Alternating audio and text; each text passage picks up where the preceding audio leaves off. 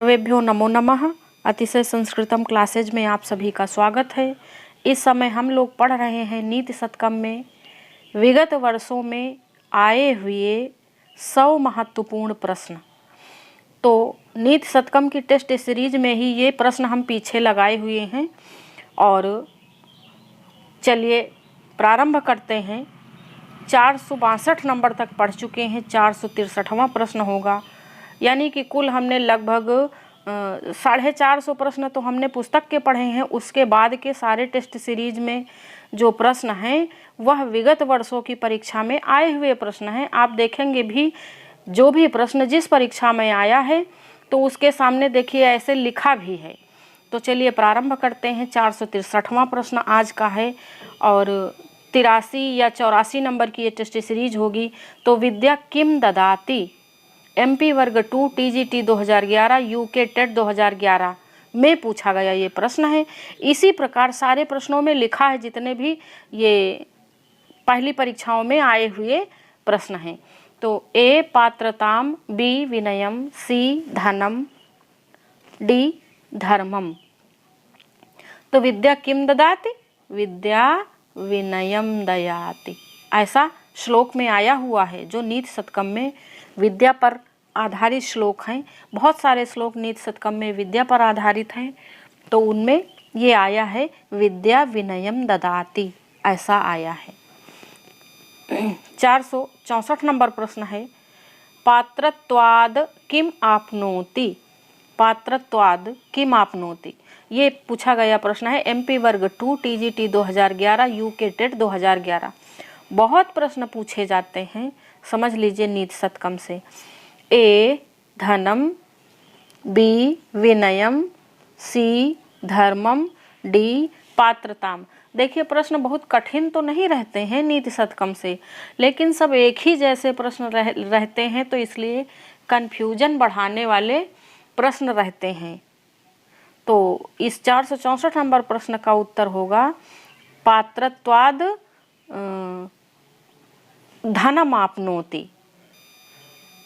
तो विद्या किम ददाति, विद्या विनयम ददाति, और पात्रत्वाद किम आपनोति, पात्रत्वाद धनम आपनोति, यानी विद्या विनय को प्रदान करती है और जो पात्र होता है उसे वह धन भी प्रदान करती है। धन का साधन भी होती है विद्या। चलिए अगला प्रश्न देखते हैं। 465 नंबर प्रश्न है येन बालः न पाठितः सह पिता कीदृशः, जो अपने बच्चों को नहीं पढ़ाते हैं, नहीं पढ़ाता है, वह पिता कीदृशः यानी कैसा होता है। UK टेट 2011 में पूछा गया है। A शत्रुवत, B वैरीवत, C हंसवत और D बकवत। तो 465 नंबर में होगा उत्तर बी उत्तर सही होगा ना। एक श्लोक आया है माता शत्रु पिता वैरी ये न बालो न पाठिता, ऐसे करके श्लोक आया है। उसी श्लोक पर ये प्रश्नोत्तरी मतलब ये प्रश्न बना है और देखिए पूछा भी गया है UK टेट में। तो ऐसे ही प्रश्न पूछे जाते हैं। 466 नंबर प्रश्न पे आ गए हम लोग। अपठितः बालः सभा मध्ये कथम्यु शोभते, जो बिना पढ़ा लिखा बालक होता है सभा के मध्य में कथम्यु किस प्रकार वह शोभते सुशोभित होता है, ये पूछा गया है UK टेट 2011। A शत्रुवत, B वैरीवत, C हंसवत, D हंस मध्ये बकोवत। तो इसमें होगा 466 नंबर में हंस मध्य बकवत, यानी कि D ऑप्शन आपका सही है। ये हंस मध्य बकवत ना। माता शत्रु पिता वैरी ये न बालो न पाठितः न शोभते सभा मध्य हंस मध्य बको यथा, ऐसे करके श्लोक है। बहुत बढ़िया श्लोक है। जो थोड़ा इम्पॉर्टेंट श्लोक हों, अच्छे श्लोक हों, उन्हें याद कर लेना चाहिए। और ये प्रश्नोत्तरी कैसी लग रही है कमेंट करके हमें अवश्य बताएं। और हम ये बता दे रहे हैं कि इस प्रश्नोत्तरी को बनाने में हमारा विशेष श्रेय नहीं है, क्योंकि ये विगत वर्षों में आए हुए प्रश्न हैं, तो इनको हम कहीं ना कहीं से कलेक्ट करके सिर्फ इकट्ठा करके आपको देना हमारा उद्देश्य है। बाकी हमने इसमें कोई अपनी बुद्धि नहीं लगाई है, सिर्फ टाइप किया है इधर उधर से, सब किताबों से, अनसॉल्व्ड पेपर से ले करके इकट्ठे आपको देना हमारा मुख्य उद्देश्य है। 467 नंबर प्रश्न है, यह नित्यम नीति शास्त्रम शृणोति अधीते सह कस्माद् पराभवम न आपनोति। जो नित्य ही नीति शास्त्रों को सुनता है, पढ़ता है, सह कस्मात् पराभवम न आपनोति। तो ये कहाँ कहाँ पूछा गया? MP वर्ग 2 TGT 2011, यूके टेट 2011 में। ए सुकात, बी शक्रात, सी सावकात, डी व्याघ्रात। 467 नंबर प्रश्न है। तो इसमें उत्तर क्या होगा? उत्तर इसमें दिया है सक्रात। और ये प्रश्न मेरी समझ में नहीं आया, लेकिन ये नीति शतकम का प्रश्न है, पूछा गया प्रश्न है, और ये हमको भी नहीं आ रहा था कि इसमें मतलब कैसे सक्रात सही होगा। अब ये प्रश्न था तो हमने लिख दिया और पढ़ भी दिया, पर हमारी समझ में नहीं आया। कस्मात् पराभवम न आपनोत, कैसे पराभव को नहीं प्राप्त करता है? तो सक्रात, जो नित्य ही नीति शास्त्रों को सुनता है, पढ़ता है, वह किस प्रकार पराभव को नहीं प्राप्त करता है। अगला प्रश्न है 468 नंबर का प्रश्न है, केन भुक्ताः वयमेव भुक्ताः। कौन भुक्ताः माने उपभोग, कौन उपभोग नहीं करते हैं? हम ही उपभोग किए जाते हैं। MP वर्ग 2 TGT 2011, यूके टेट 2011। देखिए दो बार पूछा गया है, दो परीक्षाओं में पूछा गया है। तो वयमेव ए नंबर दिया है, वयमेव, बी त्वमेव, सी जनाएव, डी भोगा। अब अगर आपको श्लोक आता होगा, श्लोक याद होगा, तो आपको उत्तर देने में कोई परेशानी नहीं होगी। ये जिस श्लोक पर प्रश्नोत्तरी बनी है वह श्लोक मुझे लगता नीति शतकम का नहीं है, वैराग्य शतकम का है, लेकिन बड़ा प्रसिद्ध श्लोक है, इसलिए नीति शतकम में इसके प्रश्न पूछ लिए जाते हैं कभी कभार।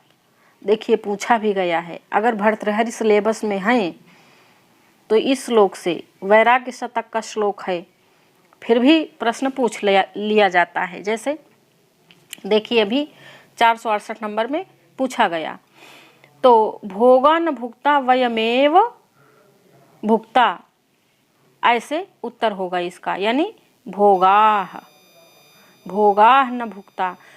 प्रश्न दिया है ना, के न भुक्ताः, कौन मतलब भुक्त नहीं होते, मतलब किन्हें भोगा नहीं जाता है, वह खुद ही हमारा उपभोग करते हैं, तो भोगाः।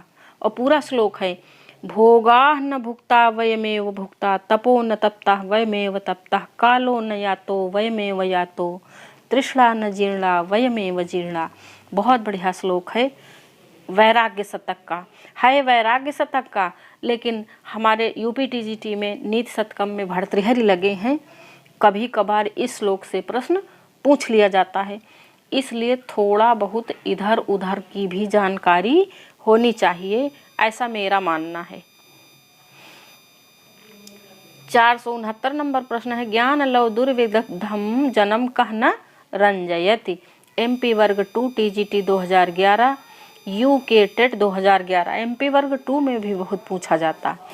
ए मूर्खः अपि, बी अज्ञः अपि, सी विशेषज्ञः अपि, डी ब्रह्मापि। तो ब्रह्मा अपि ज्ञान लव दुर्विदग्धम ब्रह्मापि तम नरम न रंजयत, ऐसे करके श्लोक आया है। चलिए 470 नंबर प्रश्न पे आ गए हैं, और प्रश्नोत्तरी अच्छी लग रही हो यद्यपि इसमें मेरा बहुत श्रेय नहीं है, ये विगत वर्षों में आए हुए पेपर हैं, हमने कहीं से इनको जोड़ तोड़ करके कलेक्ट करके आपके समक्ष प्रस्तुत किया है। फिर भी यदि आपको पसंद आती हो तो प्लीज़ लाइक शेयर और सब्सक्राइब अवश्य करें। तो आइए देखते हैं 470 नंबर प्रश्न है, छीणेषु वित्तेषु काम जानियात MP टेट 2011, यानी हमारे धन के छीणेषु समाप्त होने पर, ये प्रश्न हमने अपनी प्रश्नोत्तरी में बनाया है। धन के समाप्त हो जाने पर काम जानियात, यानी किसे जानना चाहिए कि वह हमारा है कि नहीं, किसकी परीक्षा हो जाती है। ए मित्रम, बी भार्याम, सी शुचिम, डी बांधवान। तो किसकी 470 नंबर में, तो 470 नंबर में दिया है भर्तृहरि जी के अनुसार भार्याम, क्योंकि सबसे समीप हमारे भार्या ही रहती है, इसलिए भर्तृहरि जी ने कहा है कि धन के नष्ट होने पर पत्नी की परीक्षा होती कि वो हमारी है कि नहीं है, साथ हमारा देगी तो हमारी, नहीं देगी तो हमारी नहीं। वैसे मेरा मानना है वित्त के क्षीण होने पर तो कोई नहीं साथ देता है, न मित्र, न सुचिम, न बांधवान, न भार्या तो फिर साथ दे देती है, लेकिन जब की बात है तब ऐसा रहा होगा, इसलिए भर्तृहरि जी ने लिखा है।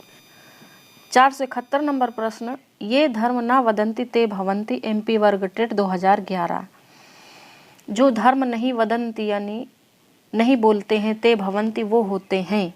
ये भी प्रश्न मेरी समझ में नहीं आया। ए सभाः न, बी धर्माः न, सी वृद्धाः न और डी शूराः न। तो इसका उत्तर दिया है वृद्धाः न, ये उत्तर दिया है। प्रश्न हमारी कुछ कम ही समझ में आया, लेकिन वृद्धाः न दिया है, तो यही उत्तर हमको मानना पड़ेगा, क्योंकि उत्तर प्रमाणित है जहाँ से हमने इसे उठाया है। चलिए अगला प्रश्न देखते हैं। 472 नंबर प्रश्न है, चंदनात् अपि अधिकः शीतलः कः वर्तते, चंदन से भी अधिक शीतल होता है। ये भी प्रश्न पूछा गया है MP टेट 2011 में। ए चंद्रः, बी सूर्यः, सी तारकः, डी साधकः। तो चंदनात् अपि अधिकः शीतलः वर्तते चंद्रः, चंद्रमा चंदन से भी अधिक शीतल होता है, ये सही बात है। 473 नंबर प्रश्न पे आ गए हम लोग। कः नरः कुलीनः पंडितः श्रुतवान गुणज्ञः च भवति, कौन सा नर अर्थात व्यक्ति कुलीन पंडित यानी कि विद्वान, श्रुतवान यानी शास्त्रों को सुनने समझने वाला, गुणज्ञ गुणवान, च यानी कि और गुणवान होता है। MP टेट 2011 में पूछा हुआ प्रश्न है। ए यस्य विद्या अस्ति, बी यस्य वक्तृत्वम् अस्ति, सी यस्य वित्तम् अस्ति, डी यस्य दर्शनीयत्वम् अस्ति। तो यस्य वित्तम अस्ति ये होगा ना, श्लोक आया है यस्य अस्ति वित्तम स नरः कुलीना, सा एव साधु श्रुतवान गुणज्ञ। और लास्ट पंक्ति है, पूरा मुझे श्लोक याद नहीं है इस समय, सर्वे गुणाः कांचन मा श्रयन्ति। ऐसा नीति शतकम के ये जो अर्थ पद्धति है उसमें ये वाला श्लोक आया है, सर्वे गुणाः कांचन मा श्रयन्ति। उसी श्लोक से यह प्रश्न निर्माण किया गया है। तो यस्य वित्तम अस्ति, जिस मनुष्य के पास, और ये बहुत एकदम यथार्थ आज भी सही है, जिस मनुष्य के पास धन है उसमें चाहे जितनी कमियां हों, लेकिन वही कुलीन, वही पंडित, वही श्रुतवान, वही गुणवान माना जाता है। आज के संदर्भ में ये बात एकदम फैक्ट है। चलिए आगे चलते हैं हम लोग। 474 नंबर प्रश्न है, धीमताम कालः येन गच्छति, धीमताम यानी कि बुद्धिमान लोगों का कालः समय जिस प्रकार गच्छति माने व्यतीत होता है, MP टेट 2011 में पूछा गया है ये। व्यसनेन यानी कि गलत आदतों में। B काव्य शास्त्र विनोदेन काव्य शास्त्रों को पढ़कर आनंद लेने में। C निद्रया निद्रा करने में। D कलहेन कलह यानी लड़ाई झगड़ा करने में। तो जो धीमताम होते हैं यानी बुद्धिमान होते हैं उनका समय व्यतीत होता है काव्य शास्त्र विनोदेन। और पूरा श्लोक है इसका, काव्य शास्त्र विनोदेन कालो गच्छति धीमताम और मूर्खेण चा कलहेन व इस प्रकार से है। पूरा श्लोक मुझे याद नहीं है ठीक से, इसी तरह है। चलिए अगले पेज पे पहुंचते हैं हम लोग। 475 नंबर प्रश्न है, मूर्खाणाम समयः कथम गच्छति। MP TET 2011। A निद्रया, B कलहेन, C निद्रया कलहेन च, D काव्य शास्त्र विनोदेन। तो इसमें उत्तर होगा कि मूर्खों का समय व्यतीत होता है निद्रया कलहेन च, नींद में यानी सोने में और कलह करने में और व्यसन में व्यतीत होता है। व्यसन तो इसमें ऑप्शन दिया नहीं है। और ये जो D नंबर ऑप्शन दिया है ना काव्य शास्त्र विनोदेन, तो यह तो अच्छे लोगों वाला दिया है, तो धीमताम का दिया है ना। काव्य शास्त्र विनोदेन कालो गच्छति धीमताम, मूर्खाणाम निद्रया कलहेन और व्यसनेन च, ऐसे करके दिया है श्लोक। 476 नंबर प्रश्न है, का न जीर्णा वयमेव जीर्णा। देखिए दोबारा उसी श्लोक से प्रश्न पूछ लिया गया ना। MP वर्ग 2 TGT 2011 UK टेट 2011 में पूछा गया है का न जीर्णा वयमेव जीर्णा। तो पक्षिणा भोगा तृष्णा भोगा और D ते, तो तृष्णा C नंबर उत्तर सही होगा। तृष्णा तृष्णा न जीर्णा वयमेव जीर्णा, ऐसे होगा। यानी जो इच्छाएं हैं वह जीर्ण नहीं होती हैं, आवश्यकताएं हमारी जीर्ण नहीं होती हैं, उनको पूरा करते करते करते करते हम ही जीर्ण हो जाते हैं, बूढ़े हो जाते हैं, बेकार हो जाते हैं। 477 नंबर प्रश्न है, कह न याता वयमेव याता। कौन नहीं व्यतीत होता है वरन हम ही व्यतीत हो जाते हैं। A तृष्णा, B कालह, C भोगः, D तपः। यह भी उसी वैराग्य शतक में जो श्लोक है उसी श्लोक से यह प्रश्न भी है। तो कालो न यातो ऐसे दिया गया, कालो न यातो वयमेव यातो, यानी समय नहीं व्यतीत होता है, हम ही व्यतीत होते हैं। सही है ना, यही तो सही है, सही बात कही गई है।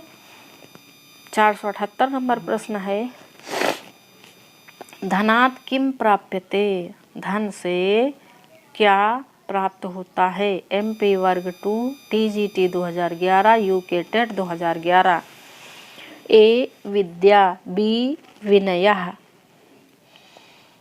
C धनम, D धर्मः।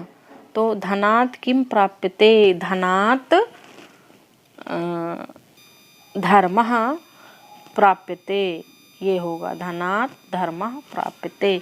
478 नंबर में ना धन से धर्म की प्राप्ति होती है, विद्या से विनय की, विनय से पात्रता की, पात्रता से धन की और धन से धर्म की प्राप्ति होती है। सब एक दूसरे से लिंक होते हैं, इसलिए अगर कहीं पे भी असावधानी होगी तो हमें हमारे लक्ष्य की प्राप्ति नहीं हो सकती।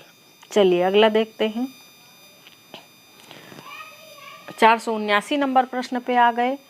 आज 500 हम लोगों को कंप्लीट कर लेना है। या बालम न पाठयति सा माता कीदृशी।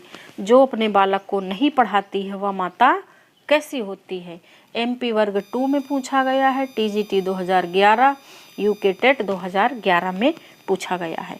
A शत्रु, B वैरिणी, C Kalini, D Yamini. तो श्लोक है माता शत्रु पिता वैरी ये न बालो न पाठिता ना, तो माता शत्रु और पिता वाले में उत्तर होगा वैरी ना, तो यह माता का संदर्भ है, इसलिए ए ऑप्शन सही होगा। सबके लिए बताया गया है, माता शत्रु और पिता वैरी, यानी हम लोग जानते थे वैरी माने शत्रु होता है, शत्रु माने शत्रु तो शत्रु है ही, दोनों को हम लोग एक ही संदर्भ में प्रयोग करते हैं। लेकिन सच तो ये है कि हर शब्द का अलग अर्थ होता है, तभी तो माता शत्रु मानी गई है और पिता वैरी माना गया है, जो अपने बच्चों को नहीं पढ़ाते। यानी दोनों शब्दों के अर्थ अलग हैं, शत्रु अलग और वैरी अलग। 480 नंबर प्रश्न पे आ गए हम लोग। कह सुखम आराध्या, किसे सुखपूर्वक आराध्या माने मनाया जा सकता है? ए अज्ञः, सी मूर्खः, बी विशेषज्ञः, डी महामूर्खः। तो श्लोक है अज्ञः सुखम आराध्या, इस हिसाब से 480 नंबर प्रश्न में उत्तर होगा ए अज्ञः, यानी अज्ञानी को भर्तृहरि जी कहते हैं अज्ञानी को कैसे हम मना सकते हैं? तो सुखम आराध्या माने अज्ञानी को तो हम सुखपूर्वक मना सकते हैं, ये है। अगला प्रश्न है, इसी से लिंक प्रश्न है 481 नंबर। सुखतरम कह आराध्यते, सुखपूर्वक बहुत ही सुखपूर्वक किसे आराध्यते हम मना सकते हैं? MP वर्ग 2 TGT 2011 यूके टेट 2011 में पूछा गया प्रश्न है। ए विशेषज्ञः, सी मोहनः, बी अज्ञः, डी सः। तो श्लोक में ये आया है अज्ञः सुखम आराध्यः, सुखतरम आराध्यते विशेषज्ञः, ये है। और ज्ञान लव दुर्विदग्धम ब्रह्मापितम नरम न रंजयति, ऐसे श्लोक आया है, मूर्ख पद्धति में आया है। भर्तृहरि जी कह रहे हैं कि जो अज्ञानी है उन्हें सुखपूर्वक मनाया जा सकता है, और जो ज्ञानी है उन्हें बहुत सरलता से मनाया जा सकता है। लेकिन जिनके पास थोड़ा सा ज्ञान है, ऐसे व्यक्तियों को ब्रह्मा भी नहीं प्रसन्न कर सकते हैं। ब्रह्मा अपितम नरम न रंजयति, ऐसे आया है ना। चलिए 482 नंबर प्रश्न। नीति शतकम अपनी ज्ञेयता के कारण है, UPTGT 2011 में पूछा गया है। ए गीति काव्य, बी रीति काव्य, सी वक्रोक्ति काव्य, डी इनमें से कोई नहीं। तो नीति शतकम है, गीति काव्य है, गेय है ना, गीति काव्य है। ये प्रश्न काफी कठिन प्रश्न है। 483 नंबर प्रश्न पे आ गए हम लोग इसी के साथ। चलिए देखते हैं। नीति शतककार के मतानुसार संपत्ति काल में महापुरुषों की मनोवृत्ति होती है, UPTGT 2005 में पूछा गया है। UPTGT में प्रश्न कुछ बहुत घुमा के पूछे जाते हैं, और पहले प्रश्न हिंदी में पूछे जाते थे, उनकी लैंग्वेज हिंदी होती थी, लेकिन फिर भी घुमाए हुए प्रश्न रहते थे। ए विशाल पर्वत की शिलाओं की समूह की भांति, बी कमल के समान कोमल, सी पीपल पात की तरह चंचल, डी पवन के समान गतिशील। तो संपत्ति काल में महापुरुषों की मनोवृत्ति कोमल होती है, किसके समान? कमल के समान कोमल होती है। और विपत्ति के समय कैसी होती है? ए वाला ऑप्शन सही होगा। विपत्ति के समय विशाल पर्वत की शिलाओं की समूह की भांति बहुत कठोर होता है। यह भी श्लोक बढ़िया सा है।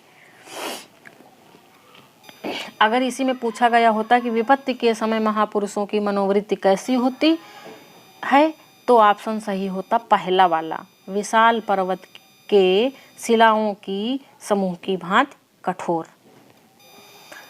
484 नंबर प्रश्न पे आ गए हम लोग।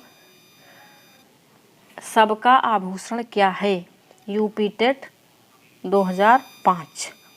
ए स्वर्ण, सी शील, बी धन, डी सत्य। तो सबका आभूषण है शील, शीलम परम भूषणम। शील पर बहुत जोर दिया है भर्तृहरि ने, शीलम परम भूषणम। 485 नंबर सबसे बड़ा साधन है। चलिए देखते हैं सबसे बड़ा साधन। यूपी टेट 2005, यूपी टेट नहीं, यूपी टीजीटी।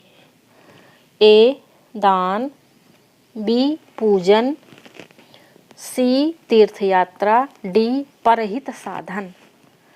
तो 485 नंबर में क्या सही होगा? डी, सबसे बड़ा साधन है परहित साधन, ये सही होगा। चलिए आ गए हम लोग 486 नंबर प्रश्न पे। संसार में सबसे अधिक मनोहर तथा कष्टकारक कौन होता है? ए धन, बी ज्ञान, सी रमणी, डी यश। और ये पूछा गया है यूपी टीजीटी 2005 में पूछा हुआ प्रश्न है। तो सबसे मनोहर और कष्टकारक होता है रमणी अर्थात सुंदर स्त्री। और ये भर्तृहरि इस श्लोक में उन्होंने अपनी मनोव्यथा व्यक्त की है। उनके जीवन में रमणियों ने ऐसा किया था, इसलिए उन्होंने अपनी मनोवृत्ति उस श्लोक में छलकाई है। क्योंकि जब भी साहित्य लिखा जाता है तो जो व्यक्ति साहित्य लिखता है वह अपनी मनोवृत्ति से प्रेरित रहता है और उसके मनोवृत्ति के अनुसार ही वह साहित्य होता है। अगला देखते हैं हम लोग प्रश्न। 487 नंबर प्रश्न है, निम्न विकल्पों में से भर्तृहरि ने मूर्ख एवं दुराग्रही व्यक्ति को प्रसन्न करने की अपेक्षा अधिक सरल नहीं कहा है। यूपी टेट 2005 में पूछा गया और ये प्रश्न बाद में भी पूछा गया है, क्योंकि ये प्रश्न हम गलत करके आए थे, हमारी समझ में ही नहीं आ रहा था। ए मगर की दाढ़ से बलात् मणि निकाल लेना, बी क्रुद्ध सर्प को फूल की तरह सिर पर धारण करना, सी कभी मृग तृष्णा से जल प्राप्त करना, और डी नाव से नदी पार करना। तो इसमें होगा डी, नाव से नदी पार करना, ये उत्तर हो जाएगा। ये प्रश्न ही हम नहीं समझ पा रहे थे, इसलिए हम गलत करके चले आए थे। और प्रश्न समझना ही सबसे बड़ी कलाकारी है। प्रश्न नहीं समझ में आया तो समझ लीजिए कि गलत होने की संभावना बहुत बढ़ जाती है। 488 मित्राणि तथा रिपवः जायन्ते, मित्र और शत्रु जायन्ते जीते जाते हैं। RPSC second grade, TGT 2010, MP TET 2011। देखिए जो प्रश्न इम्पॉर्टेंट होते हैं ना वह कई परीक्षाओं में आते हैं, इसीलिए विगत वर्षों के प्रश्नों को हल करना बहुत ही आवश्यक है। तो ये ए कुलेन, बी ज्ञानेन, सी जन्मना, डी व्यवहारेण। 488 नंबर इसमें होगा डी, यानी कि मित्रों को और शत्रुओं को हम व्यवहार से ही जीत सकते हैं। अगला प्रश्न है 489 नंबर प्रश्न आ गया। भर्तृहरे गुहा अस्ति, भर्तृहरि की गुफा है। RPSC second grade, TGT 2010। ए प्रयाग समीपे, बी पुष्कर समीपे, सी कश्मीर समीपे, डी द्वारिका समीपे। तो ये है पुष्कर समीपे। अब पुष्कर कहाँ है ये आप लोग हमें कमेंट करके बताएं, पुष्कर कहाँ पे है, क्योंकि भर्तृहरि की गुफा पुष्कर के पास है। 490, आज 500 प्रश्न कंप्लीट कर लेने। मनुष्य का कौन सा भूषण स्थायी है? UP PGT 2010, UK TET 2011। A स्नान, बी उज्ज्वल हार, सी परिष्कृत वाणी, डी इनमें से कोई नहीं। तो सी होगा परिष्कृत वाणी। वाणलेका समलंकरोति पुरुषम, क्षीयन्ते खलु भूषणानि सततम वाग्भूषणम भूषणम। ऐसे करके आया है श्लोक में।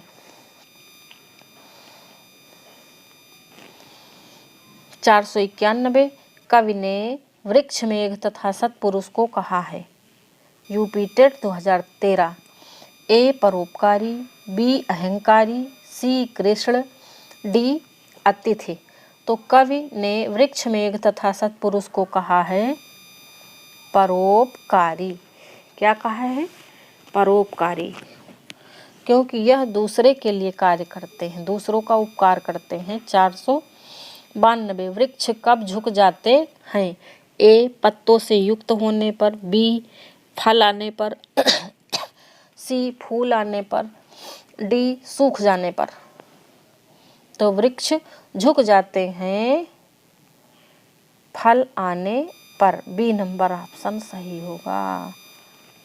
भवन्ति नम्रास्तरवः फलागमैः, ऐसे श्लोक में आया है। 493 नए जल से युक्त होने पर कौन अधिक लटक जाता है?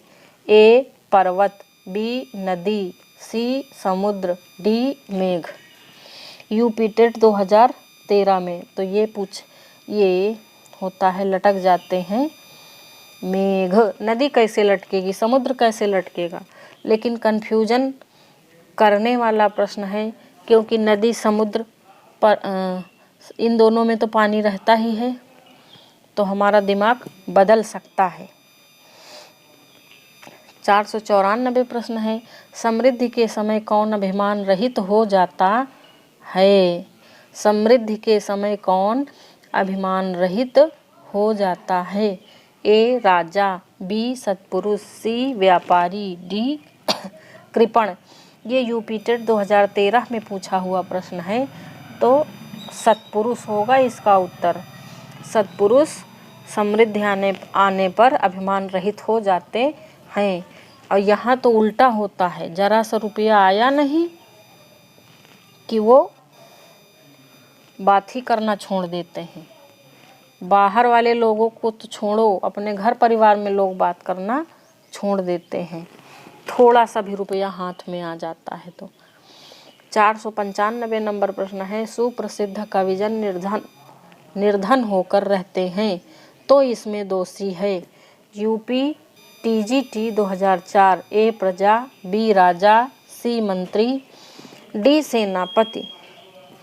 तो इसमें राजा दोषी है। जब ये काव्य लिखा गया था तब राजतंत्र था और राजाओं के दरबार में कवियों का खूब सम्मान होता था, उनके लिए अच्छी पोस्ट रहती थी, खूब धन कमाते थे कवि लोग साहित्य रचना करके। लेकिन जिन राजाओं के यहाँ कविजन निर्धन होकर रहते थे तो इसमें दोषी राजा होते हैं, ऐसा भर्तृहरि जी ने कहा है। क्योंकि ऐसे भी राजा थे जो कवित्व का सम्मान नहीं करते थे। 496 शूरवीर महीतल पर अपना प्रभाव प्रकट कर सकता है। यूपीटेट 2004। ए धन से, बी ज्ञान से, सी पराक्रम से, डी अहंकार से। तो जो शूरवीर है वह अपना प्रभाव किससे प्रकट करेगा? पराक्रम से। वीर तो पराक्रम से प्रकट करेगा ना। ज्ञानी ज्ञान से, धनी धन से अपना प्रभाव प्रकट कर सकता है। तो यहाँ पर शूरवीर की बात कही गई है, इसलिए उत्तर होगा पराक्रम। 497 नीति शतकम में पूर्व तपसा खलु संचितानि हैं। यूपीटेट 2004। क्या है पूर्व तपसा खलु संचितानि? ए कर्माणि, सी फलानि, बी भाग्यानि, डी गुणानि। तो इसमें होगा 497 में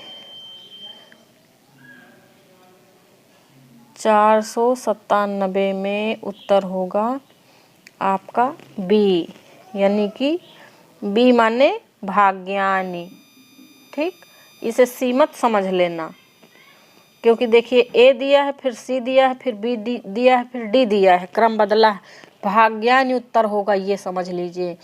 पूर्व तपसा खलु संचितानि भाग्यानि, ये उत्तर होगा। 498 विद्या विहीनः। देखिए इसमें 498 में दो प्रश्न हैं। पहला है विद्या विहीन है, यूपी टीजीटी 2004 बीएचयू और बीएड 2011 में पूछा गया है।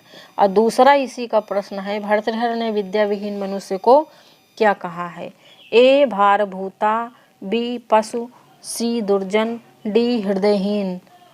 तो इसमें 498 में बी उत्तर होगा, पशु। पशु कहा है, विद्या विहीन पशु हो,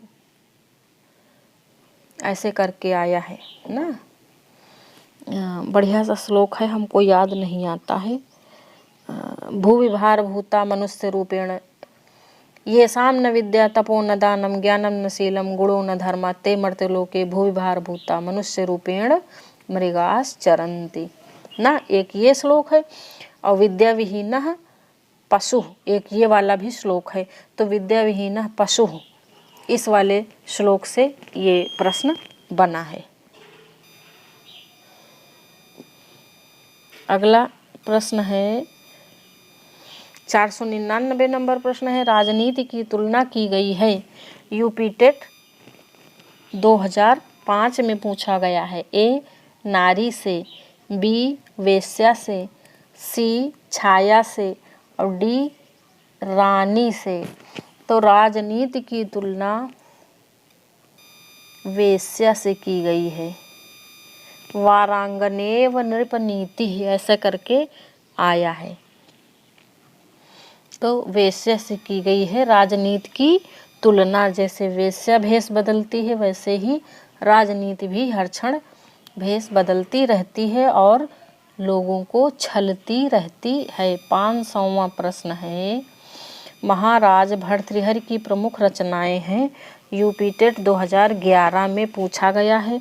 और इस प्रकार के प्रश्न बड़े सरल रहते हैं, अब नहीं पूछे जाते हैं। ए नीति शतकम, बी श्रृंगार शतकम, सी वैराग्य शतकम, डी उपर्युक्त तीनों ही। तो उत्तर होगा उपर्युक्त तीनों ही।